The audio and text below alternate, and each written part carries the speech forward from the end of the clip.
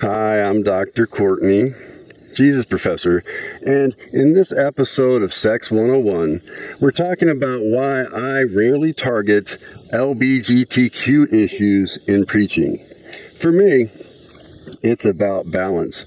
Proclaiming the whole counsel of God requires that one not spend disproportional emphasis on single topics. Further, speaking to issues of sexual immorality generally includes all the specific issues. Consider when Jesus says, For out of the heart come evil thoughts, murder, adultery, sexual immorality, theft, false testimony, and slander. These are what defile a person. The Greek translated sexual immorality is porneia, which includes every sexual sin from fornication to bestiality to the LGBTQ stuff to lust and pornography.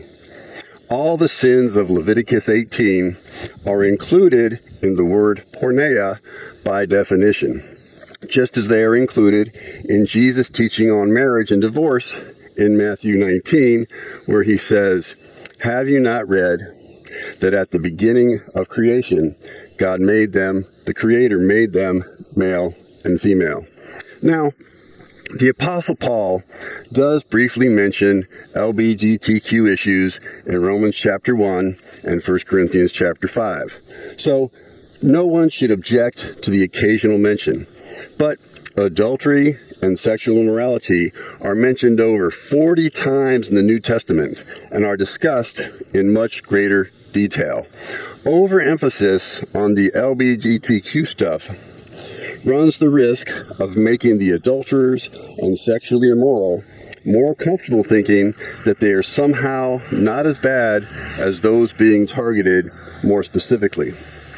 Estimates vary, but in my own audiences, I estimate that about 90% of those bound in some area of sexual sin are bound in the heterosexual stuff: adultery, lust, porn, and fornication mostly.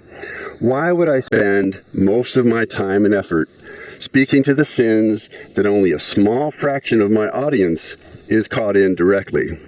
Don't get me wrong.